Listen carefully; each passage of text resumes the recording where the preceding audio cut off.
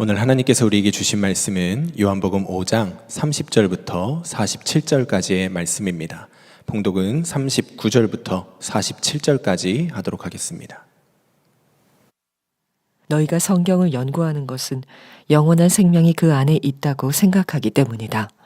성경은 나에 대하여 증언하고 있다. 그런데 너희는 생명을 얻으러 나에게 오려고 하지 않는다. 나는 사람에게서 영광을 받지 않는다. 너희에게 하나님을 사랑하는 마음이 없는 것도 나는 알고 있다. 내가 내 아버지의 이름으로 왔는데 너희는 나를 영접하지 않는다. 그러나 다른 이가 자기 이름으로 오면 너희는 그를 영접할 것이다. 너희는 서로 영광을 주고받으면서 오직 한 분이신 하나님께서 주시는 영광은 구하지 않으니 어떻게 믿을 수 있겠느냐. 내가 너희를 아버지께 고발하리라고는 생각하지 말아라. 너희를 고발하는 이는 너희가 희망을 걸어온 모세이다. 너희가 모세를 믿었더라면 나를 믿었을 것이다. 모세가 나를 두고 썼기 때문이다. 그러나 너희가 모세의 글을 믿지 않으니 어떻게 내 말을 믿겠느냐. 미자리 교회를 오래 목회하신 어느 목사님과 그 목회의 어려운 일을 한참을 나누었는데 그 목사님께서 마지막에 그런 말씀을 하셨습니다. 왜 예수님께서는 나에게는 역사 안 해주시는지 모르겠습니다. 예수님께서 정말 함께 해주신다는 확신만 있다면 내가 더 견딜 수 있을 힘을 얻겠습니다. 그런 말씀을 하셔서 저도 마음이 쉽지 않고 그 목사님도 참 힘든 대화를 나누었습니다. 그 목사님의 탄식만이겠습니까? 얼마나 많은 그리스도인들이 주님께서 정말 함께 하시는가? 만약에 정말 주님이 나와 함께 하신다는 것을 내가 분명하게 믿을 수만 있다면 그러면 얼마든지 이 어려움을 내가 잘 이겨나갈 수 있을 것이라 그런 안타까운 마음을 가지고 있을 겁니다. 그런데 진리를 우리가 좀 알아야 될 필요가 있겠습니다. 사실 우리가 답답한 것보다 예수님께서 훨씬 더 답답한 형편 속에 계십니다. 만약에 여러분이 여러분의 자녀와 함께 있는데 여러분의 자녀가 여러분을 보지도 못하고 여러분의 말을 듣지도 못해서 힘들어하고 외로워하고 그리고 탄식하고 그리고 잘못된 길로 가는 것을 여러분이 만약에 지켜봐야 한다면 얼마나 마음이 답답하겠습니까? 때때로는 참 하나님 답답하시다. 정말 살아는 계실까? 내게 역사하시나? 이런 답답함이 우리에게 있지만 우리를 보시는 주님의 답답함은 그보다 훨씬 더 크시다는 것을 여러분이 꼭 아셔야 합니다. 예수님을 볼 수가 없으니까 예수님이 우리와 함께 하시는 것에 대한 확신을 갖기가 어려워하시지만 사실 예수님 당시 때 유대 사람들은 예수님을 실제로 보았고 예수님의 말씀을 들었고 예수님의 행하시는 일들도 다 보았는데도 예수님이 그리스도이시라고 믿지를 못했습니다.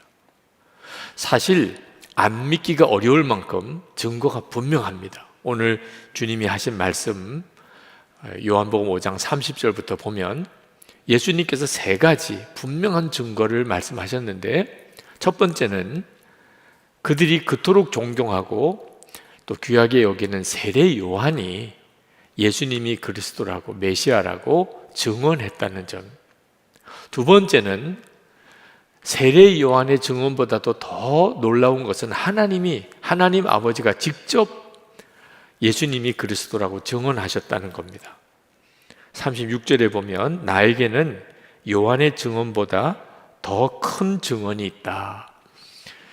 물이 포도주가 되고 38년 된 병자가 고침을 받는 이 표적들은 하나님만이 하실 수 있는 일이죠.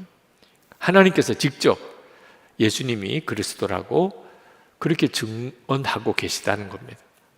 또 하나가 성경이 예수님이 그리스도라고 증언하고 있다는 겁니다. 39절에 보면 성경은 나에 대하여 증언하고 있다. 자, 예수님이 그리스도라고 분명하게 정말 믿을 수 있는 증거들이 있음에도 유대인 사람들은 예수님을 믿지 않았습니다. 그들은 성경을 정말 많이 알고 있었고 또 성경을 굉장히 사랑했습니다. 율법이 있다는 것을 자부심을 가지고 있었고 또 율법을 그들은 그냥 주야로 묵상하는 사람들이었는데도 예수님이 그리스도인 것을 알지 못했던 이유가 뭘까요? 말씀하고 말은 하지만 예수님께서 그 말씀이 그 마음속에 있지 않다고 이야기하셨어요. 38절에 보면 또 그 말씀이 너희 속에 머물러 있지도 않다. 유대 사람들은 그러면 율법을 읽고 연구한 건 다 뭡니까?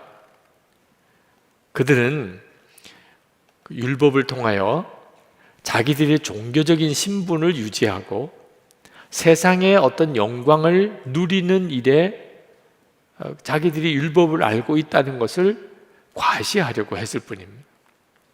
그들은 하나님을 믿는다고는 했지만 실제로 마음속에 하나님을 사랑함이 없었어요. 42절에 예수님이 이렇게 말씀합니다. 너희에게 하나님을 사랑하는 마음이 없는 것도 나는 알고 있다. 이 말씀이 저는 굉장히 두려운 말씀으로 다가왔어요. 하나님을 믿지만 하나님을 사랑하지는 않는다. 실제로 하나님을 믿는다는 많은 사람들이 그 마음의 중심에 하나님을 사랑하는 마음은 없는 경우가 많습니다. 이런 경우를 종교 생활을 한다고 말을 합니다. 그들이 하나님과 실제적인 교제가 없고 하나님을 사랑하지 않으니까 실제로 그 마음에 있는 동기는 전적으로 세상적인 영광을 추구하는, 그리고 자기 자신의 어떤 자랑을 얻으려고 하는 것, 거기에만 온통 관심이 있는 겁니다. 그래서 예수님이 나사렛 출신이고 목수였다는 것 때문에 그들은 예수님이 그리스도이실 것이라고 꿈에도 생각하지 않은 겁니다. 그들 마음속에 있는 것이 세상 영광이고 자기 자랑밖에 없는 사람이기 때문에 예수님을 정말 하찮게 본 거죠. 만약에 예수님이 제사장이나 바리새인처럼 오셨다면 아마 예수님에게 관심이 있었을 거예요. 43절, 44절에 이렇게 말씀합니다. 다른 이가 자기 이름으로 오면 너희는 그를 영접할 것이다. 너희는 서로 영광을 주고 받으면서 오직 한 분이신 하나님께서 주시는 영광은 구하지 않으니 어떻게 믿을 수 있겠느냐. 유대 사람들은 모세의 율법을 대단히 중요하게 여겼습니다. 근데 모세가 율법을 기록할 때 예수 그리스도를 바라보면서 기록했다고 모세가 증언해요. 그리고 예수님이 그리스도이신 것을 우리에게 믿게 하려고 사실 율법을 쓴 겁니다. 그런데 유대 사람들은 그 율법을 가지고 예수님을 십자가에 못 박습니다. 그래서 45절에서 모세가 너희를 고소할 것이라 그렇게 말씀을 한 겁니다. 하나님을 믿으면서도 실제로 말씀은 마음속에 없고 하나님을 사랑하는 마음이 없이 그렇게 하나님을 믿는다고 하였기 때문에 예수님을 눈으로 보고도 주님의 말씀을 듣고도 예수님을 믿을 수가 없었던 거예요. 이런 경우를 율법주의적인 신앙, 종교생활이라고 말하는 겁니다. 지금도 하나님께 예배하는 이들 중에 그런 성향을 가지고 있는 분들이 있습니다. 이것이 우리를 굉장히 두렵게 하는 거예요.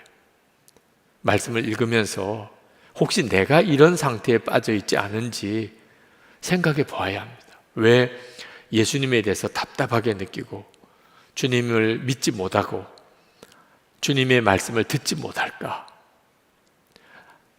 나도 유대 사람들처럼 그저 종교를 가지고 있는 정도에 머물러 있기 때문은 아닐까? 그 점을 돌아봐야 합니다.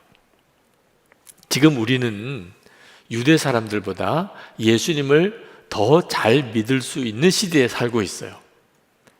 그들은 예수님을 보았고 우리는 예수님을 보지 못하지만 오히려 예수님을 믿기에는 지금이 더 좋아요. 우리는 이미 완성된 성경을 가지고 있습니다. 이 성경이 예수님을 증거하고 있어요. 그래서 설교를 듣지 않아도 그냥 성경만 읽었는데도 예수님을 믿게 된 역사가 수도 없이 많습니다. 또 하나 2000년 우리 교회의 역사가 예수님이 그리스도이신 것을 분명하게 증거해 주고 있어요. 예수님이 그리스도가 아니라면 지난 2000년 교회의 역사를 설명할 방법이 없어요. 세 번째는 우리들 안에는 성령이 오셔서 그분이 예수님이 그리스도라고 증거해 주고 있어요. 이건 예수님 당시의 유대 사람들은 전혀 누리지 못했던 은혜입니다. 우리는 정말 예수님을 믿기에 예수님 당시 때 사람들보다 더 좋은 때에 살고 있는 거예요. 그런데도 여전히 예수님이 정말 함께 계실까? 예수님은 나를 아실까? 주님은 내게도 말씀하시나? 그 사실이 믿어지지 않아서 방황하는 성도들이 참 많습니다. 예수님이 마음에 계시다고 고백은 해요. 예수님이 어디 계시냐고 물으면 마음에 계시다고들 합니다. 그런데 실제로는 전혀 주님을 의식하지 않고 살아요. 말을 할 때도 할 말, 안 할 말, 주님이 진짜 마음에 계시다면 어떻게 저런 말을 할 수 있을까 싶은 그런 말들을 막 하고 삽니다. 해야 할 일, 하지 말아야 될 일 구분이 안 돼요. 실제로 주님을 안 믿는 거죠. 교회가 예수님의 몸이라고 하고 예수님은 교회의 머리라고 다 고백해요. 두세 사람이 모인 곳에 예수님도 함께 계시다고들 그렇게들 믿는다고들 합니다. 그런데 교회 안에서 그렇게 서로 갈등하고 다투고 싸우고 갈라집니다. 진짜 기가 막힌 일이에요. 예수님께서 내게는 전혀 말씀하지 않으셨는데요. 나는 주님의 음성을 들어본 적이 없습니다. 그런 분들이 있으신데 절대 그렇지 않습니다. 주님은 우리 모두에게 큰 소리로 말씀하고 계세요.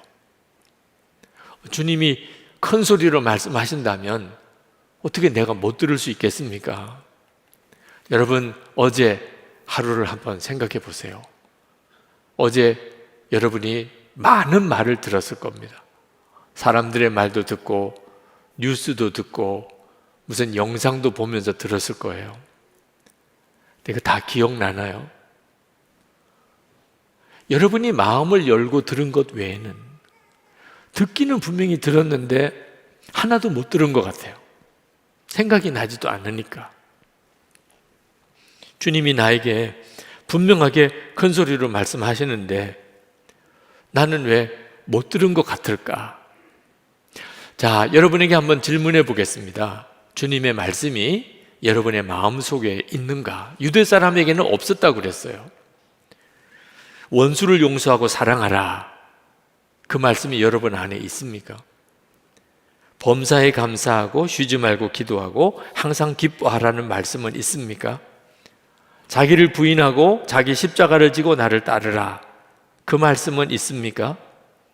너희는 가서 모든 민족을 제자로 삼아 아버지와 아들과 성령의 이름으로 세례를 베풀고 내가 너에게 분부한 모든 것을 가르쳐 지키게 하라. 그 말씀은 있습니까? 들은 적은 있으시잖아요. 분명히 들은 적은 있어요. 그러니까 주님의 음성을 들은 겁니다. 그런데 마음에 있나? 내 마음속에 있나? 그 말은 이 말씀이 꼭 필요한 순간에 생각나느냐 하는 거예요. 주님의 말씀이 꼭 필요한 때 여러분에게 생각이 나면 말씀이 마음속에 있는 거죠. 원수를 사랑하라. 진짜 원수 같은 사람을 만났을 때 그 말씀이 살아있으면 그 생각이 나는 거죠. 아무 생각이 안 나면 말씀은 들었으나 마음에는 없는 거예요. 우리가 예수님의 음성을 듣고도 주님의 음성을 듣지 못한 것처럼 사는 이유는 우리가 세상의 정신을 완전히 팔고 살고 있기 때문입니다. 그런지 안 그런지는 스스로 점검해 보면 압니다. 여러분, 지난 한 주간 아침에 눈을 뜰 때부터 저녁에 잘 때까지 예수님을 얼만큼 생각하셨나요? 몇 번이나 주님 생각이 났나요? 여러분의 하루를 한번 그냥 생각해 보세요. 아침에 눈을 뜰 때부터 밤에 잘 때까지 도대체 예수님은 몇 번이나 생각이 나시나요? 마음에 계시다면서요. 여러분 안에 계시다면서요. 여러분 마스크는 왜 쓰고 계세요? 여러분 손은 왜 그렇게 자주 씻으세요? 바이러스에 감염되지 않으려고. 그러니까 그렇게 신경 쓰잖아요. 그런데 음란하고 악하고 그리고 탐심이 가득한 세상의 모든 것들을 보고 듣는 일에 대해서는 왜 그렇게 조심성이 없나요? 여러분, 우리가 주님을 정말 믿고 주님과 동행하는 삶을 살게 되는 일은 날마다 주님을 바라보고 주님과 동행하는 일에 밀접한 관련이 있어요. 롯이 날마다 보고 듣는 것으로 인하여 심령이 상했다고 그랬습니다. 베드로후서 2장 8절에 이는 이 의인이 그들 중에 거하여 날마다 저 불법한 행실을 보고 들으므로 그 의로운 심령이 상함이라. 그러니까 롯이 소돔과 고모라에 가서 살았습니다. 그 사람들이 사는 것을 보고 듣고 사는 거죠. 날마다 그 소돔과 고모라 사람들이 사는 것을 보고 듣고 사니까 롯의 심령이 완전히 상해버렸다는. 우리도 마찬가지예요. 우리가 늘 보고 듣고 사는 것 때문에 우리의 심령 상태가 결정나는 겁니다. 예배도 드렸어요. 은혜도 받았어요. 성령 체험도 했어요. 말씀도 들었어요. 근데 실제로는 삶이 하나도 변화되지 않아요. 왜 그렇지요? 우리가 늘 보고 듣는 것이 세상이니까. 여러분 예배는 도대체 몇 시간 드리나요? 여러분 성경은 도대체 얼마나 보나요? 세상에서 보고 듣는 것과 비교가 안 되죠. 결국은 날마다 보고 듣는 것으로 내 심령 상태가 결정나는 거예요. 영국의 100년 전쟁, 영국과의 100년 전쟁에서 프랑스가 완전히 망하게 되었을 때 그 프랑스를 구원했던 소녀, 오를레앙의 처녀 잔 다크가 하나님의 음성을 듣고 그가 프랑스를 구원하려고 나섭니다. 어디서 그랬죠? 저녁 종소리가 들리는 때 늘 일하던 그 들판에서 하나님의 음성을 들어요. 무디가 어디서 주님을 만나고 주의 음성을 듣지요? 늘 일하던 보스턴의 한 작은 구두 가게에서 거기서 주님 음성을 듣습니다. 사울은 어디서 주님을 만났을까요? 다메섹으로 가는 많은 사람들이 오고 가던 그 길에서 주님을 만나요. 모세는 어디서 하나님을 만났죠? 늘 양떼를 몰고 다니던 그 길목에서 거기서 하나님을 만납니다. 아주 평범한 일상이에요. 눈을 뜨고 밤에 잘 때까지 우리가 늘 그저 하루를 지내는, 별 기대도 없어요. 놀라운 일이 일어날 것 같은 때가 아니에요. 거기에 무슨 큰 소망을 두지도 않았어요. 그런데 거기서 다 하나님을 만났어요. 그 말은 우리의 모든 평범한 것 같은 일상 속에 주님이 같이 계시다는 거예요. 우리가 주님을 만나는 것은 그때 주님이 오신 게 아니고 늘 같이 계시던 주님에 대하여 눈이 뜨인 것뿐이에요.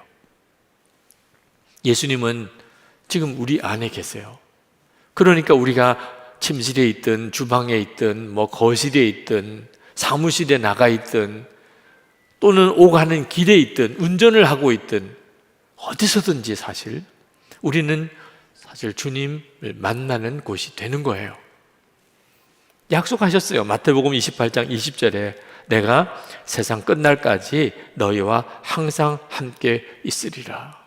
이것이 우리에게 준 약속이고 지금 그 약속이 우리 가운데 온전히 이루어졌어요. 보이지 않으시는 예수님을 어떻게 내가 보고 그 주님과 동행할 수 있을까? 조건은 오직 하나예요.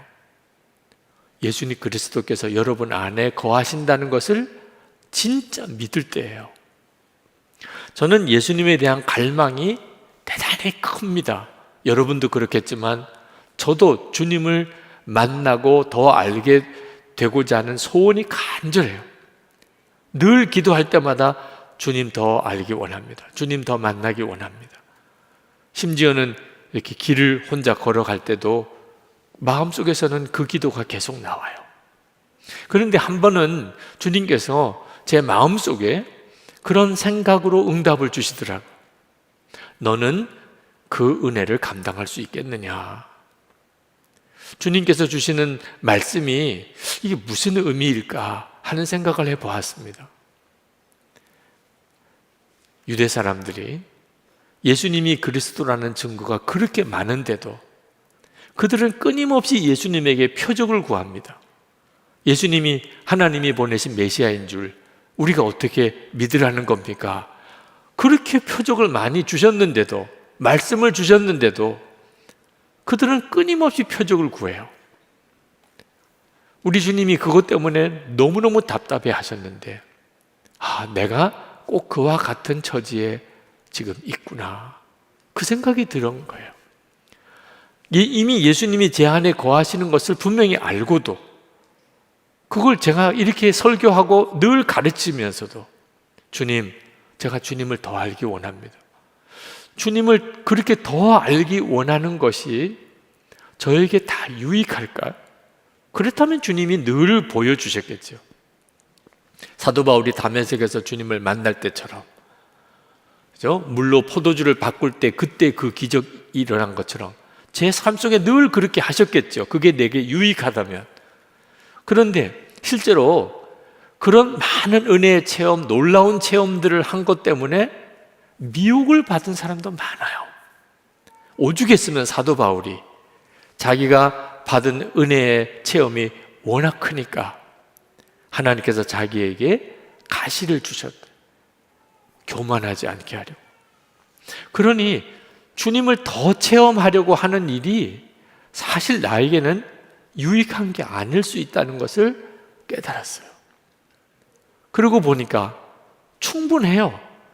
하나님이 저에게 주신 은혜는 부족함이 없어요.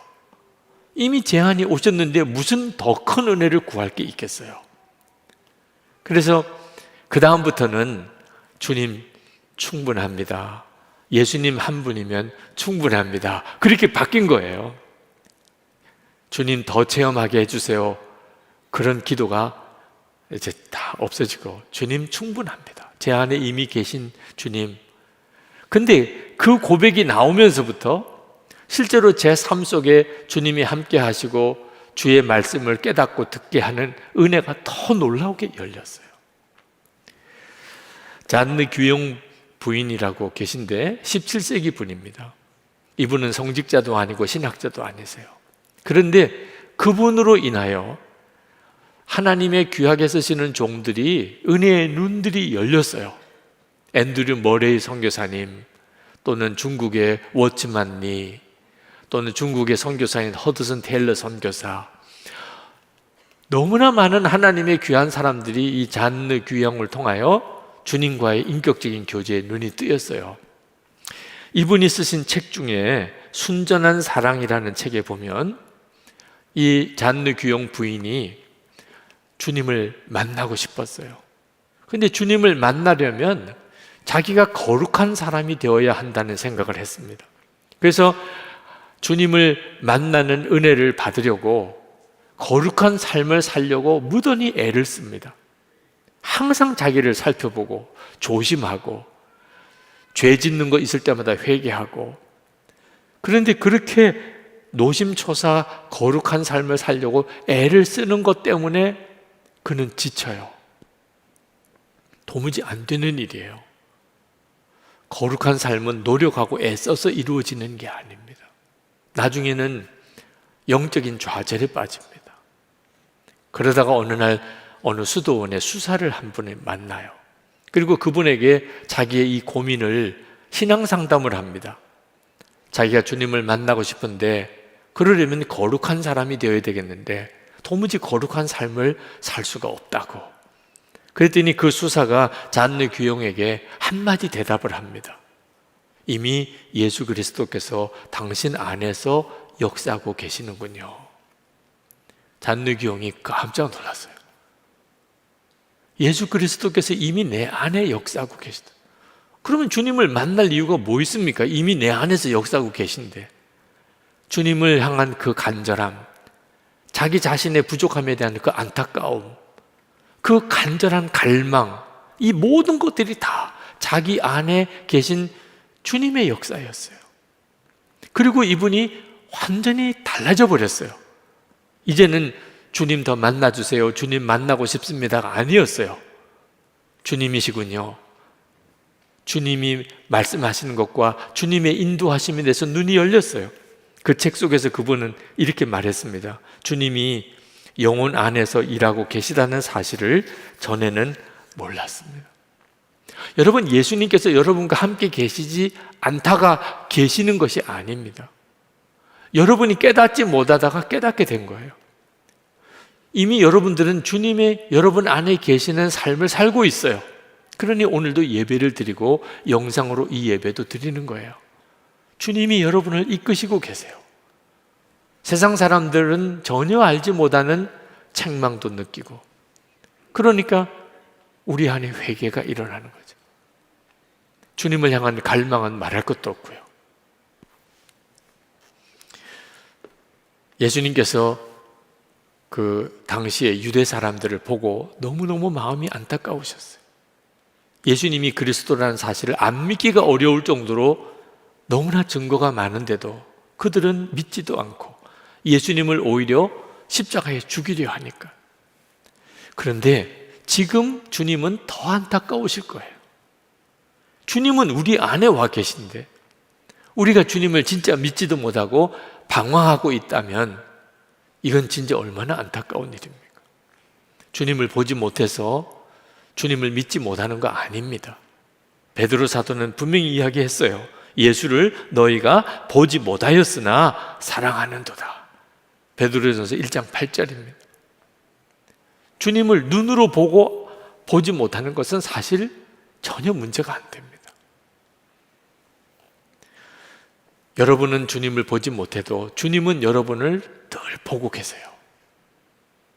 여러분을 어떻게든지 주님이 인도하고 계세요. 주님은 살아계시고 여러분과 함께 하시고 여러분에게 말씀하시고 그리고 여러분을 이끄세요. 이건 엄청난 은혜예요. 정말 상상이 안 될 정도로 놀라운 은혜예요. 주님과 영원히 함께 할 수 없는 곳이 지옥입니다. 지금 지옥과 같은 삶을 사는 사람이 많아요.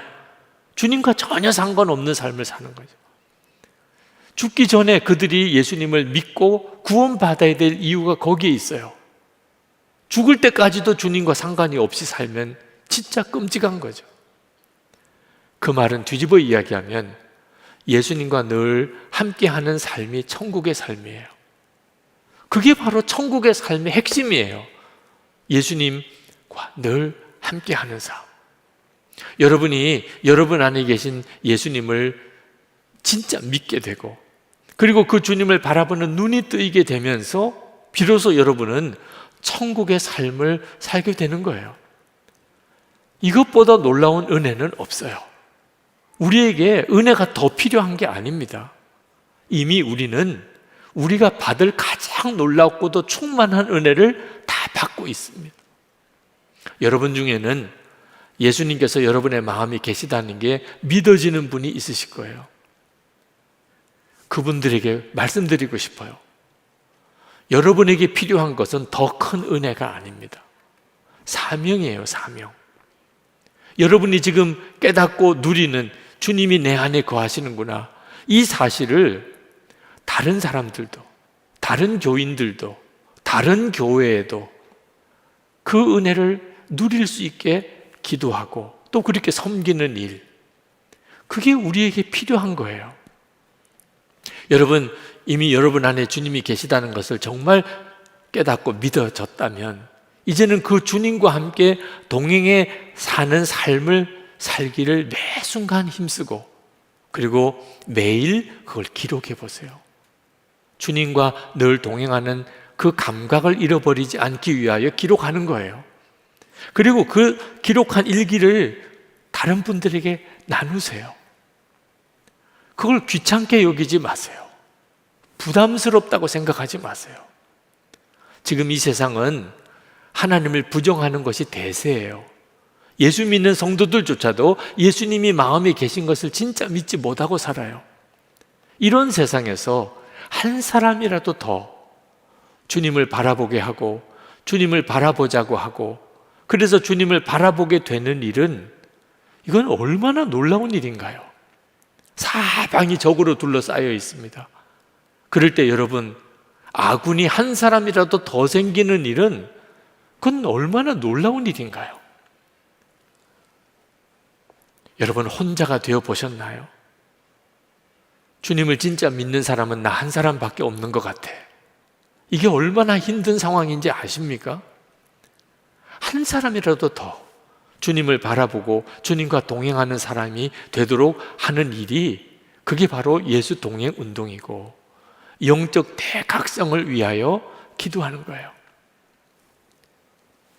은혜는 받기만 하면 다 메말라 버립니다. 사명을 깨닫고 하나님이 주신 은혜를 나누려고 하면 그 은혜는 엄청난 풍성함이 돼요. 여러분들 스스로가 살아요. 마태복음 6장 33절 말씀해 보면, 너희는 먼저 그의 나라와 그의 의를 구하라. 그리하면 이 모든 것을 너에게 더하시리라. 오늘 저는 여러분에게 어떤 결단의 기도를 꼭 드려야 되겠다, 그런 마음이 든 것이 있습니다. 여러분 중에 지금 예수님이 내 마음에 거하시는구나, 계시구나, 이게 믿어진 사람들에게 부탁드리고 싶은 거예요.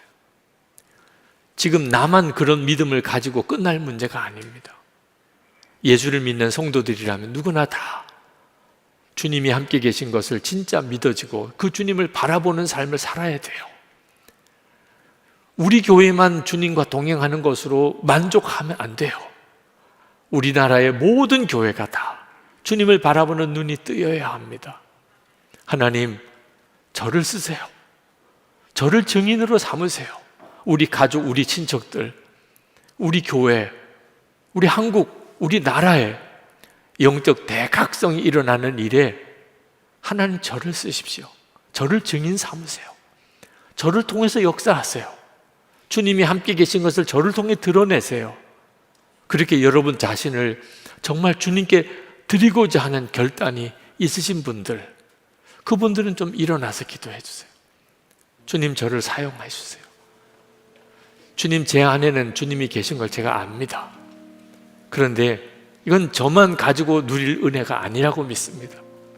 주님, 저를 사용하셔서 우리 가족들이 알게 되고, 또 내 주변에 있는 사람들이 깨닫게 되고, 다른 교회도 알게 되고, 세계 열방이 이 부흥이 임하게 그렇게 잘 사용해 주소서. 저를 통하여 주님의 말씀이 더 분명하게 들리고 주님과 늘 동행하는 삶이 실제가 되게 해 주옵소서. 혹시 일어나지 못하신 분들도 여러분 자신이 주님을 바라보는 눈이 열리기를 기도하십시오. 저와 정말 같이 계십니까? 그러면 제가 주님을 보게 해주세요. 주님의 말씀을 듣게 해주세요. 지금 주님이 저와 함께 계심을 분명히 알게 해주옵소서. 우리 다 같이 통성으로 기도하겠습니다. 은혜와 사랑이 충만하신 하나님, 놀라우신 하나님의 은혜와 하나님의 역사하신 은혜에 감사. 크신 하나님의 은혜, 하나님의 역사하신 주님, 아버지 하나님, 오늘도 주의 사랑하는 성도들에게 하나님의 은혜를 보여주시고 주님이 주시는 말씀, 주님이 주시는 말씀이었습니다. 말씀으로 주님이 복을 주시고 은혜를 주시고 축복하소서. 하나님께서 마음껏 은혜와 복을 저에게 부어주셔서 은혜의 눈이 열리고 저에게 쓰임받게 하시고 하나님, 저들이 일에 대한 분명한 증인이 되게 하여 주옵소서. 하나님의 역사와 주님의 은혜 역사를 믿습니다. 아버지 하나님, 이제는 우리의 신앙생활 주를 알고 주님을 사랑하시고 하나님 주의 말씀 우리 가운데 살아 역사하시는 삶을 살게 되기를 원합니다. 하나님 역사하시기 원합니다. 아버지 하나님, 그저 자리에서 일어난 것이 무엇 대단한 일이겠습니까? 그러나 주의 말씀에 우리가 정말 그렇게 반응하기를 원합니다. 이 일이 우리 노력으로 되는 일도 아니니 전적으로 주님의 은혜의 역사가 우리의 심령에 놀랍게 임하게 되기를 원합니다. 저희들 스스로가 눈이 열려 주님이 우리와 함께 계심을 알게 하시고 주님이 늘 함께 계심이 믿어지게 하시고 주의 말씀이 우리 안에 살아 역사하여서 시시때때 꼭 필요할 때 주의 말씀이 깨달아지게 하시고 그래서 주의 말씀대로 살아가는 삶을 살게 하여 주옵소서. 우리 주위에 있는 모든 이들이 가족이든지 친척이든 이웃이든 우리의 직장 동료든 주님 우리를 보고 지금도 주님이 살아 계심을 역사하심을 보게 해 주옵소서. 하나님, 이 일이 우리 한국교회 모든 교회 안에 일어나게 되기 원합니다. 교회마다 예수님이 정말 그 교회 중심에 계시고 주님과 우리가 온전히 하나 되는 역사가 일어나게 하시고 우리로 인하여 교회로 인하여 세상이 변화되는 역사가 이루어지게 하여 주옵소서. 이 땅에 영적인 대각성이 일어나게 하옵소서. 하나님, 오늘도 주님 앞에 전심으로 예배하는 성도들이 11조와 감사헌금과 선경금, 구제헌금을 또 건축헌금과 목적한 헌금을 주께 구별해 드립니다. 주님을 사랑하고 믿음으로 살고자 하는 그 마음을 주님이 귀하게 받으시는 걸 믿습니다. 하나님의 은혜의 통로로 살아계신 주의 증인으로 살아가도록 저들에게 은혜와 복을 주소서. 병든 이들은 주님의 손으로 고치시고 가정이 다 구원받아 또 성도의 기업이 복을 받게 하소서. 하나님, 저희들뿐만 아니고 우리 나라가 하나님을 경외하는 나라요, 하나님을 진실히 믿고 신실한 대통령이 세워지고 대통령 선거를 계기로 온 국민이 하나 되는 역사가 이루어지게 하소서. 북한의 동포들 이제는 긍휼히 여겨 저들을 영적인 묶임에서 풀어주시고 김국기 목사님, 김정우 목사님, 최충일 선교사님, 장문석 집사님 석방되게 해 주옵소서. 전 세계 코로나 재앙이 그치고 자연재해가 그치고 전쟁의 위협에서 구원해 주시고 이 땅에 하나님의 영광이 드러나는 영적인 대각성이 일어나고 선교의 새 문이 활짝 열리게 하옵소서. 주 예수 그리스도 이름으로 간절히 축복하며 기도합나이다. 아멘.